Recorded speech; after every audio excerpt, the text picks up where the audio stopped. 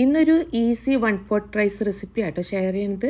നമ്മളെ വീട്ടിലുള്ള പച്ചക്കറികൾ വെച്ചിട്ട് നമുക്ക് നല്ല ടേസ്റ്റി ആയിട്ട് ഉണ്ടാക്കിയെടുക്കാൻ പറ്റുന്ന നല്ലൊരു അടിപൊളി പുലാവാണ്. നമ്മളെ മക്കൾക്ക് സ്കൂളിൽ കൊടുത്തു വിടാനാണെന്നുണ്ടെങ്കിലും നമുക്ക് മടിയുള്ള ദിവസങ്ങളിലൊക്കെ ഒരു 15 മിനിറ്റ് കൊണ്ട് ഉണ്ടാക്കിയെടുക്കാൻ പറ്റുന്ന നല്ല ടേസ്റ്റി ആയിട്ടുള്ള ഒരു വെജിറ്റബിൾ പുലാവാണ് കേട്ടോ. അപ്പോൾ നമുക്കിത് എങ്ങനെ ഉണ്ടാക്കിയെടുക്കുന്നത് നോക്കാം. ഒരു 2 കപ്പ് ബസ്മതി റൈസ് നന്നായിട്ട് കഴുകിയിട്ട് ഒരു 10 മിനിറ്റ് വെള്ളത്തിലൊന്ന് സോക്ക് ചെയ്ത് വെച്ച ശേഷം ഇപ്പോൾ വെള്ളം കളഞ്ഞെടുത്തിട്ടില്ല കേട്ടോ, ഒരു സ്ട്രെയിനറിലേക്ക് മാറ്റി കൊടുത്തിട്ടുണ്ട്. പിന്നെ നമുക്കിതിലേക്ക് വേണ്ട വെജിറ്റബിൾസ് എന്ന് പറയുന്നത് ഒരു 1.5 കപ്പോളം കോളിഫ്ലവർ എടുത്തിട്ടുണ്ട്. അപ്പോൾ കോളിഫ്ലവർ ഞാൻ തിളച്ച വെള്ളത്തിൽ കുറച്ച് ഉപ്പിട്ടിട്ടും തിളപ്പിച്ചിട്ട് 2 മിനിറ്റ് തിളപ്പിച്ച് എടുത്തിട്ടുള്ളതാണ് കേട്ടോ. പിന്നെ ഇതിലേക്ക് ഒരു വലിയ ക്യാരറ്റ് എടുത്തിട്ടുണ്ട്, പിന്നെ ഒരു ഉരുളക്കിഴങ്ങും ഒരു സവാളയും പിന്നെ ഒരു ചെറിയൊരു പീസ് ഇഞ്ചിയും 2 പച്ചമുളകാട്ടോ എടുത്തിട്ടുള്ളത്. അപ്പോൾ നമുക്ക് ഇഷ്ടമുള്ള വെജിറ്റബിൾസ് എടുക്കാം. അങ്ങനെ അലിഞ്ഞു പോകുന്ന വെജിറ്റബിൾസ് അല്ലാതെ കുറച്ചിങ്ങനെ ക്രഞ്ചി ആയിട്ട് നിൽക്കുന്ന വെജിറ്റബിൾസ് ആട്ടോ ഏറ്റവും ടേസ്റ്റ് ഉണ്ടാവുക പുലാവിന്. ഇനി നമുക്ക് പുലാവ് ഉണ്ടാക്കിയെടുക്കാം. അപ്പോൾ അതിന് വേണ്ടത് ഒരു പാന് ചൂടാൻ വെച്ചിട്ടുണ്ട്. അപ്പോൾ അതിലേക്ക് ഒരു 2 ടേബിൾ സ്പൂൺ സൺഫ്ലവർ ഓയിൽ ഒഴിച്ച് കൊടുക്കുകയാണ്. പിന്നെ അതിലേക്ക് ഒരു ടീസ്പൂൺ ബട്ടറും കൂടെ ചേർത്ത് കൊടുക്കുന്നുണ്ട് കേട്ടോ. ടേസ്റ്റ് ഒന്ന് കൂട്ടാൻ വേണ്ടിയിട്ടാണ് ബട്ടർ ചേർത്ത് കൊടുക്കുന്നത്. അപ്പോൾ ബട്ടർ ഇഷ്ടമില്ലാത്തവർക്ക് അതിന് പകരമായിട്ട് ഒരു ടേബിൾ സ്പൂണും കൂടെ സൺഫ്ലവർ ഓയിൽ ചേർത്ത് കൊടുത്താൽ മതി. ഇനി ഇതിലേക്ക് നമ്മൾ കട്ട് ചെയ്ത് വെച്ചിട്ടുള്ള ക്യാരറ്റും കോളിഫ്ലവറും കൂടെ ഇട്ട് കൊടുക്കാം. അപ്പോൾ ക്യാരറ്റ് ഞാൻ ചെറിയ പീസായിട്ടോ കട്ട് ചെയ്ത് എടുത്തിട്ടുള്ളത്. ഈ ഒരു ക്യാരറ്റും കോളിഫ്ലവറും കൂടെ നന്നായിട്ടൊന്ന് വഴറ്റിയെടുക്കുക കേട്ടോ. ഒരു മീഡിയം ഫ്ലെയിമിൽ വെച്ചിട്ട് ഒരു 2-3 മിനിറ്റ് ഒന്ന് വഴറ്റിയെടുക്കുക. ഈ ഒരു ക്യാരറ്റും കോളിഫ്ലവറിലേക്കും പാകത്തിനുള്ള ഉപ്പും കൂടെ ചേർത്ത് കൊടുക്കുക കേട്ടോ. എന്നിട്ട് വേണം നമ്മളിതൊരു മീഡിയം ഫ്ലെയിമിൽ വെച്ചിട്ട് നന്നായിട്ടൊന്ന് വഴറ്റിയെടുക്കുക. ഒരു 3 മിനിറ്റ് കേട്ടോ, അത്ര സമയം ഇതൊന്ന് കുക്ക് ചെയ്തെടുത്താൽ മതി. അപ്പോൾ ഞാനിതൊരു ക്യാരറ്റും കോളിഫ്ലവറൊക്കെ പാകത്തിന് കുക്കായിട്ടുണ്ട്. ഇനി ഇത് എണ്ണയിൽ നിന്ന് എടുത്തിട്ട് കോരി മാറ്റുകയാണ്.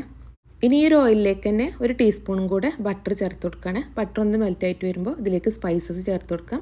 ഒരു 2 പീസ് വീതം ഏലക്കായ, പട്ട, ഗ്രാമ്പു ആട്ടോ ചേർത്ത് കൊടുത്തിട്ടുള്ളത്. പിന്നെ നമുക്കിതിലേക്ക് ഒരു 1/4 ടീസ്പൂൺ ചെറിയ ജീരകം ചേർത്ത് കൊടുക്കാം. പിന്നെ ഒരു ടേബിൾ സ്പൂൺ ആട്ടോ ഇഞ്ചി ചെറുതാക്കി എരിഞ്ഞെടുത്തിട്ടുള്ളത്. ഒരു ഇഞ്ചി നന്നായിട്ടൊന്ന് ഫ്രൈ ആക്കി എടുക്കുക കേട്ടോ. അതിന് ശേഷം അതിലേക്ക് ഞാൻ സവാള കട്ട് ചെയ്തെടുത്തിട്ടുള്ളത്, ഒരു സവാള ആയിട്ട് എടുത്തിട്ടുള്ളത്, അതുപോലെ 2 പച്ചമുളക് എടുത്തിട്ടുണ്ട്. അപ്പോൾ എരിവ് നിങ്ങളുടെ ഇഷ്ടത്തിനനുസരിച്ച് ചേർത്ത് കൊടുക്കുക കേട്ടോ. ഇനി ഈ ഒരു സവാളയും പച്ചമുളകും കൂടെ നന്നായിട്ടൊന്ന് വഴറ്റിയെടുക്കുക കേട്ടോ. സവാള അത്യാവശ്യം ഒന്ന് ഫ്രൈ ആയിട്ട് വരണം, എന്നാലേ നല്ല ടേസ്റ്റ് ഉണ്ടാവുള്ളൂ കേട്ടോ ഈ ഒരു പുലാവ്. അപ്പോൾ അത് ആ സവാളൊക്കെ അത്യാവശ്യം നന്നായിട്ട് വഴന്ന് വന്നിട്ടുണ്ട്. ഇനി നമുക്കിതിലേക്ക് കട്ട് ചെയ്ത് വെച്ചിട്ടുള്ള ഉരുളക്കിഴങ്ങും കൂടെ ഇട്ട് കൊടുക്കാം. എന്നിട്ട് ഈ ഒരു ഉരുളക്കിഴങ്ങ് നന്നായിട്ടൊന്ന് ഫ്രൈ ആക്കി എടുക്കുക കേട്ടോ. ഒരു 2-3 മിനിറ്റ് നമ്മൾ മീഡിയം ഫ്ലെയിമിൽ വെച്ചിട്ട് നന്നായിട്ടൊന്ന് ഫ്രൈ ആക്കി എടുത്താൽ ഈ ഒരു ഉരുളക്കിഴങ്ങ് നമുക്ക് പുലാവിൽ കഴിക്കാൻ വേണ്ടിയിട്ട് നല്ല ടേസ്റ്റ് ആയിരിക്കും കേട്ടോ. അപ്പോൾ അത് ഉരുളക്കിഴങ്ങും 2-3 മിനിറ്റ് നന്നായിട്ടൊന്ന് ഫ്രൈ ആക്കി എടുത്തിട്ടുണ്ട്. ഇനി നമുക്കിതിലേക്ക് വെള്ളം ഒഴിച്ച് കൊടുക്കാം. നമ്മൾ 1 കപ്പ് റൈസിന് 1.25 കപ്പ് വെള്ളം എന്നുള്ള അളവിലാട്ട് എടുത്തിട്ടുള്ളത്. 2 കപ്പ് റൈസിന് 3.5 കപ്പ് വെള്ളമായിട്ട് ഞാൻ എടുത്തിട്ടുള്ളത്. അപ്പോൾ വെള്ളം കൂടെ ഒഴിച്ച് കൊടുത്തിട്ട് നന്നായിട്ടൊന്ന് മിക്സ് ചെയ്തെടുക്കുക. ഇനി ഈ ഒരു റൈസിലേക്ക് പാകത്തിനുള്ള ഉപ്പും കൂടെ ചേർത്ത് കൊടുത്തിട്ട് നന്നായിട്ടൊന്ന് മിക്സ് ചെയ്ത ശേഷം ഈ വെള്ളം നന്നായിട്ടൊന്ന് തിളക്കണം.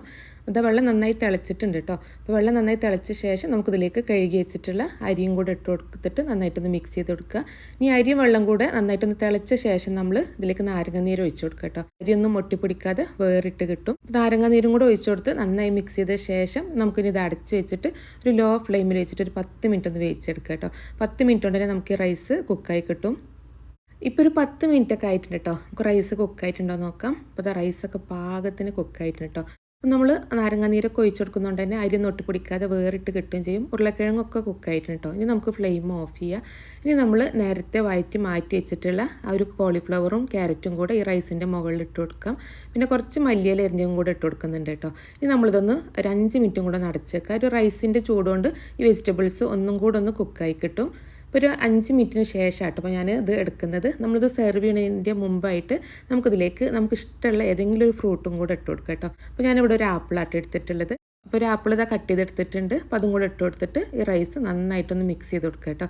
നമ്മൾ റൈസ് മിക്സ് ചെയ്യുന്ന സമയത്ത് ഒരു ഫോർക്ക് വെച്ച് മിക്സ് ചെയ്യുകയാണെന്നുണ്ടെങ്കിൽ റൈസ് ഉടഞ്ഞു പോകില്ല കേട്ടോ. അപ്പോൾ നല്ല ടേസ്റ്റി ആയിട്ടുള്ള ഈസി ആയിട്ടുള്ള ഒരു പുലാവാണ് കേട്ടോ. നമ്മൾ ഈ വെജിറ്റബിൾ പുലാവൊക്കെ ഉണ്ടാക്കുന്ന സമയത്ത് നമുക്ക് ഇഷ്ടമുള്ള ഫ്രൂട്ട്സും കൂടെ ചേർത്ത് കൊടുക്കുകയാണെന്നുണ്ടെങ്കിൽ നല്ല ടേസ്റ്റ് ആയിരിക്കും കേട്ടോ കഴിക്കാൻ വേണ്ടിയിട്ട്. മക്കൾക്ക് ലഞ്ച് ബോക്സിലൊക്കെ കൊടുത്തുവിടാൻ പറ്റുന്ന നല്ല ടേസ്റ്റി ആയിട്ടുള്ള നല്ലൊരു അടിപൊളി വെജിറ്റബിൾ റൈസാണ് കേട്ടോ. അപ്പോൾ എല്ലാവരും ഒന്ന് ട്രൈ ചെയ്ത് നോക്കുക. ഇതിന് പ്രത്യേകിച്ച് സൈഡ് ഡിഷൊന്നും ഇല്ലെങ്കിലും കഴിക്കാൻ നല്ല ടേസ്റ്റാണ് കേട്ടോ. കുറച്ച് തൈരും അച്ചാറൊക്കെ ഉണ്ടെങ്കിൽ തന്നെ കഴിക്കാൻ നല്ല ടേസ്റ്റാണ്. അപ്പോൾ ഞാനിതിൻ്റെ കൂടെ മസാല എഗ് ഫ്രൈയും കൂടെ ഉണ്ടാക്കിയെടുത്തിട്ടുണ്ട് കേട്ടോ. അപ്പോൾ എല്ലാവരും ഈ റെസിപ്പി ഒന്ന് ട്രൈ ചെയ്ത് നോക്കുക. അപ്പോൾ ഇൻഷാല്ലാ അടുത്ത നല്ല റെസിപ്പി ആയിട്ട് കാണാം.